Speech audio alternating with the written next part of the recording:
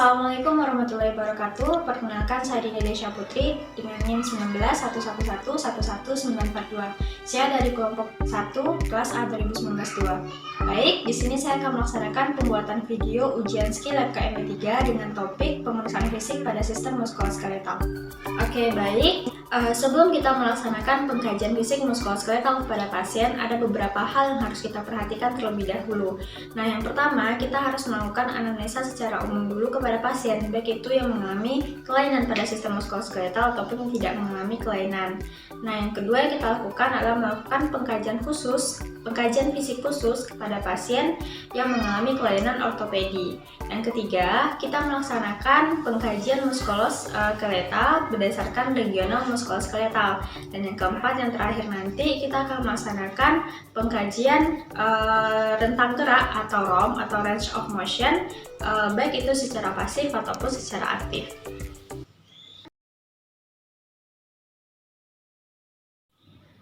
Nah, baik. Nah, yang pertama yang bisa kita lakukan seperti yang saya katakan tadi adalah kita melakukan anamnesa secara umum dulu kepada pasien kita. Pada saat anamnesa ini biasanya ada 3 keluhan utama yang biasa terjadi pada pasien mengalami kelainan pada sistem muskuloskeletal. Pertama, biasanya itu ada yang namanya kelainan nyeri. Pada saat kelainan nyeri ini kita bisa dengan menggunakan atau mengkaji menggunakan PCR ST. Kita bisa tahu, kita tanya bagaimana rasa nyerinya, berapa durasinya, dan kapan terjadinya. Bisa juga kita tahu di mana letak nyeri yang dirasakannya. Nah, yang kedua, kelainan yang bisa terjadi adalah adanya perubahan bentuk atau deformitas. Hal ini atau kelainan ini bisa terjadi karena adanya trauma ataupun tumor. Biasanya itu berupa bengkak, merah, dan lain-lain. Nah, yang ketiga, kita kaji apakah ada terjadinya disfungsi otot atau tulang. Nah, hal ini atau kelainan ini bisa terjadi karena adanya tumor ataupun kita kaji apakah kelainan ini karena bawaan ataupun keturunan. Nah, selain dari 3 hal keluhan utama yang biasa saya sebutkan tadi pada saat anamnesa ini, hal yang penting juga yang harus kita ketahui pada saat anamnesa adalah kita harus tahu dulu bagaimana riwayat penyakit sebelumnya dari pasien dan bagaimana dengan riwayat penyakit keluarga dari pasien kita ini.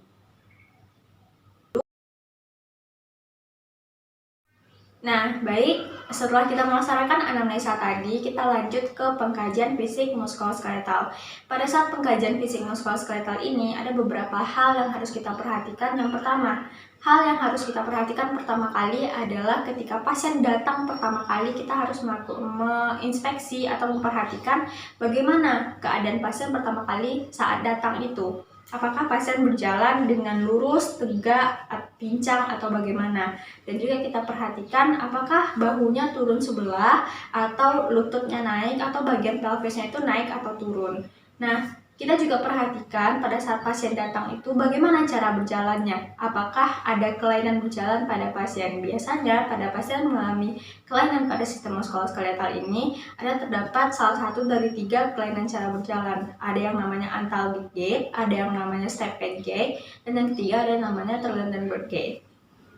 Nah, baik, pada pemeriksaan fisik muskuloskeletal selanjutnya, setelah kita tadi melaksanakan pemeriksaan fisik secara umum bagaimana keadaan pasien pertama kali datang, hal kedua yang kita lakukan adalah pemeriksaan tonus otot atau pemeriksaan kekuatan otot. Nah, pada saat melakukan pemeriksaan ini, kita pastikan terlebih dahulu bahwa pasien kita rileks. Bisa dilaksanakan dengan berbaring atau boleh dengan keadaan duduk. Indikasi dilaksanakannya pemeriksaan ini itu biasanya karena adanya seperti pasien mengalami kelumpuhan atau pada pasien yang mengalami stroke. Nah, pada pemeriksaan tonus otot ini ada 5 nilai yang bisa kita nilai atau terdapat poin 0 sampai poin 5 nantinya. Saya akan demonstrasikan. Di sini saya sudah bersama dengan pasien saya. Assalamualaikum Ibu, selamat sore. Selamat sore, Suster. Oke, kenalkan saya Prawadina yang bertugas pada pagi hari ini. Sebelumnya, apakah boleh tahu ini dengan Ibu siapa? Ibu Husni, Sus. Oke, Ibu Husni ya Bu ya. Nah, seperti saya terima dari rekam medis bahwa hari ini kita akan melaksanakan pengkajian pada sistem muskuloskeletal. Nah, kita akan melaksanakan pemeriksaan tonus otot atau biasanya kita sebut dengan kekuatan otot ya Bu ya. Mungkin sekitar 10-15 menit ke depan Ibu bersedia? Iya, bersedia. Oke, setelah kita meminta persediaan dari pasien, jangan lupa untuk menutup tirai untuk menjaga privasi. Nah, yang pertama yaitu dengan nilai 5 atau poin 5. Ketika poin 5 bisa kita berikan apabila pasien dapat mengangkat tangan melawan gravitasi dan dapat menahan tekanan yang kita berikan. Baik Ibu, boleh kakinya diluruskan seperti ini, menapak di bawah Ibu. Nah ya betul seperti itu. Bisa Ibu diangkat tangannya lurus ke depan. Nah iya, ketika saya berikan tekanan ditahan ya Bu ya. Oke, bisa. Oke, boleh Ibu diturunkan. Nah ini kita kasih poin 5. Pada poin 4 itu bisa kita berikan apabila pasien dapat mengangkat tangannya melawan gravitasi tapi tidak dapat menahan tekanan yang kita berikan. Ibu boleh diangkat tangannya Ibu. Oke. Oke, seperti kita lihat pasien tidak dapat menahan tekanan yang kita berikan, itu poinnya 4. Nah, ketika kita berikan poin 3 yaitu pasien dapat mengangkat tangannya tapi tidak dapat menahan tekanan yang sebelum tekanan itu diberikan. Ibu boleh diangkat tangannya Ibu.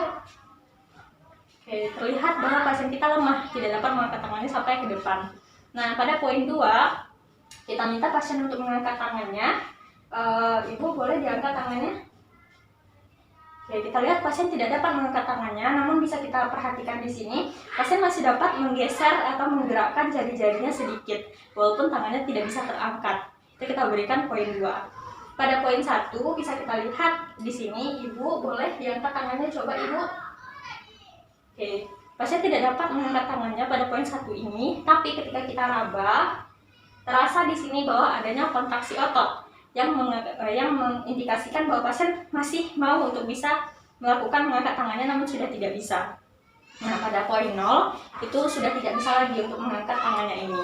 Jadi, apabila kita mendapatkan poin 2, 1 atau 0, itu kita harus melaksanakan pemeriksaan lanjut dengan pemeriksaan atrofi otot. Nah, oke, baik. Selanjutnya seperti yang saya katakan tadi, pada pemeriksaan fisik muskuloskeletal yang ketiga yang kita lakukan adalah pemeriksaan atrofi otot. Pemeriksaan ini dilakukan apabila pada pemeriksaan tonus otot tadi kita mendapatkan poin 2, 1, dan 0. Pada pemeriksaan atrofi otot ini kita harus mencobakan terlebih dahulu ke bagian diri kita sendiri. Kita letakkan atau kita palpasi bagian lengan atas dan kita coba untuk menggerakkan tangan ke arah dalam dan kita rasakan di sini apakah terjadi kontraksi otot atau tidak. Baru kita lakukan kepada pasien kita. Ibu boleh tangannya dijulurkan ke depan. Oke, baik. Izin ya Bu ya, saya pegang di sini. Boleh ditekukkan ke dalam. Ya, baik. Coba diluruskan lagi. Tekukkan lagi ke dalam. Oke, baik. Boleh Ibu tangannya dibawahkan lagi.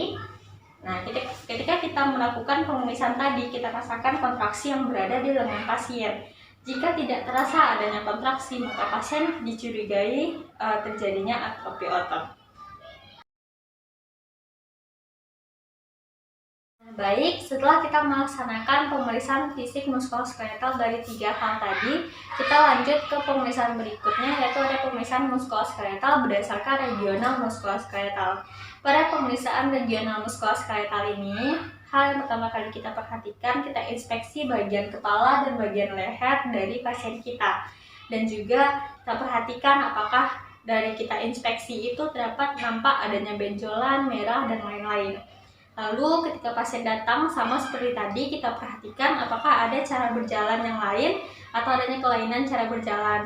Dan kita perhatikan apakah bahunya itu ada turun sebelah atau mungkin kita perhatikan juga antara bahu kanan dan bahu kiri itu simetris atau tidak.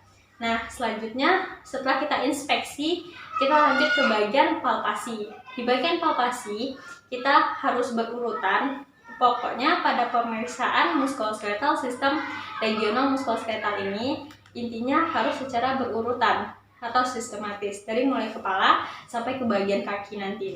Nah, yang pertama setelah kita inspeksi tadi kita lanjut ke bagian palpasi.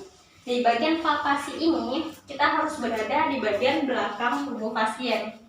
Kita palpasi terlebih dahulu bagian kepala dan bagian leher pasien. Perhatikan tangan saya dengan cara seperti ini. Bentuknya, dimana 2 jari di bawah ini berada di bahu pasien, 2 jari di tengah itu berada di vena jugularis, dan jempol itu menelusuri di bagian cervical atau di bagian belakang ini, di bagian spinalnya.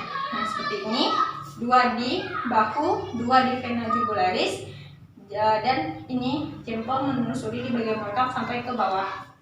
Seperti ini. Kita rasakan, kita palpasi, apakah terasa adanya cairan, benjolan, dan lain-lain. Lalu kita pindah ke bagian bahu, baik itu bahu kanan dan bahu kiri. Perhatikan di sini, kita palpasi di sini. dan tanyakan, Ibu, apakah terasa nyeri? Tidak. Oke, tidak ada terasa nyeri. Begitu dengan sebaliknya. Di sini Ibu, apakah terasa nyeri? Tidak. Oke, baik, tidak ada terasa nyeri di bagian bahu. Setelah kepala, leher, dan bahu, kita lanjut ke bagian tangan.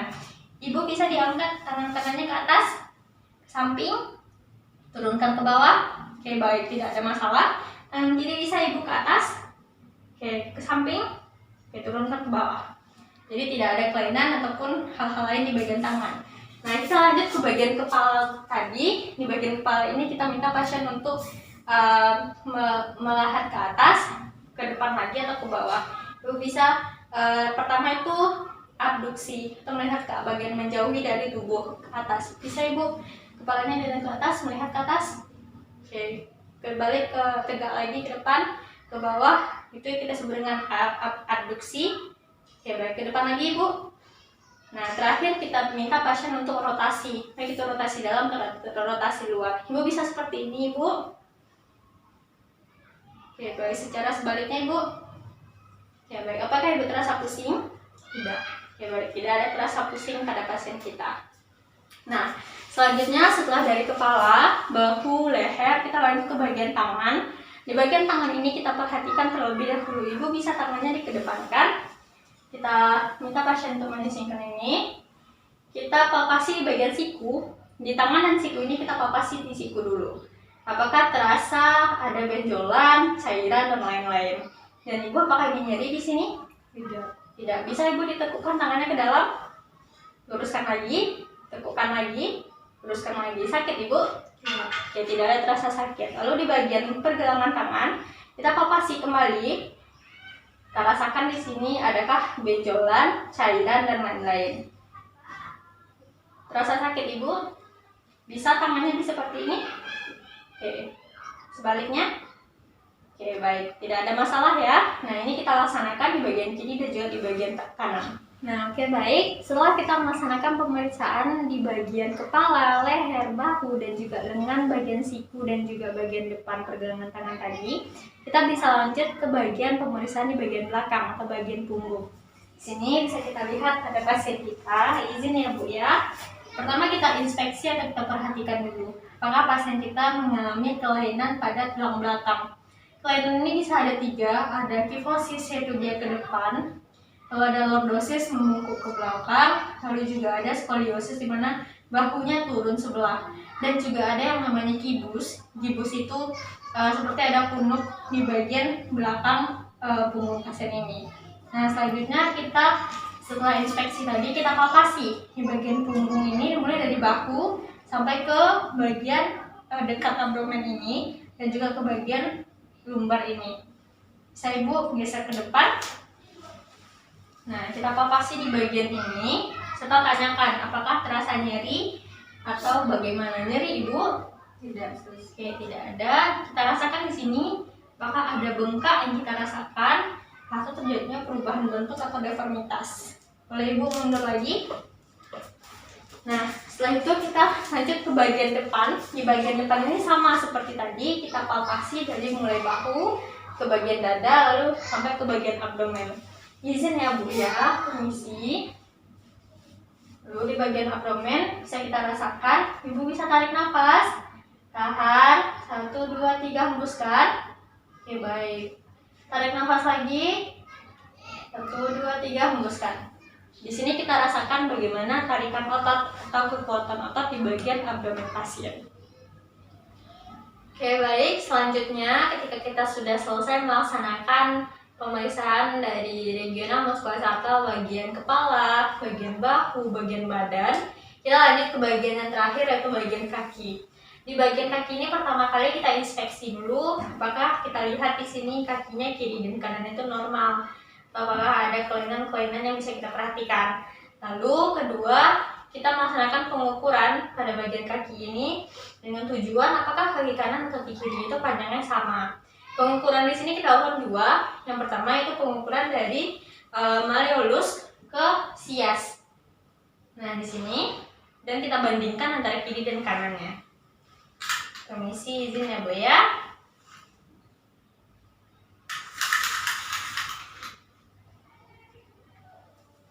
Kita lihat di sini. 84 cm.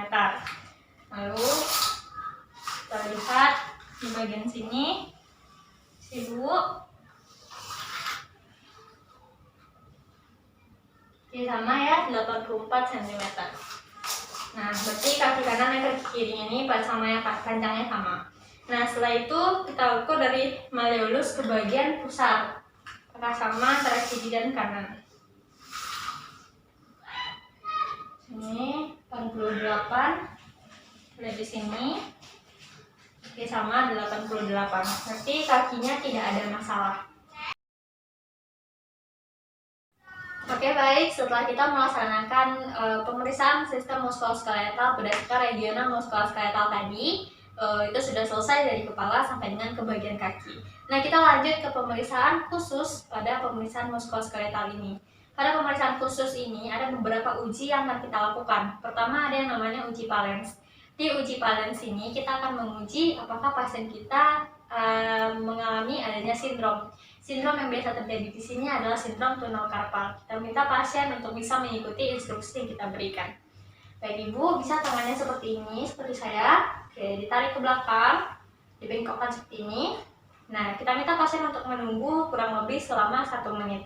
Apabila selama 1 menit ini terjadi pasien mengalami kesemutan, atau setelah 1 menit ini pasien mengalami kesemutan, bisa diindikasikan, dicurigai bahwa pasien kita mengalami sindrom tunnel carpal. Boleh ibu diluruskan lagi tangannya.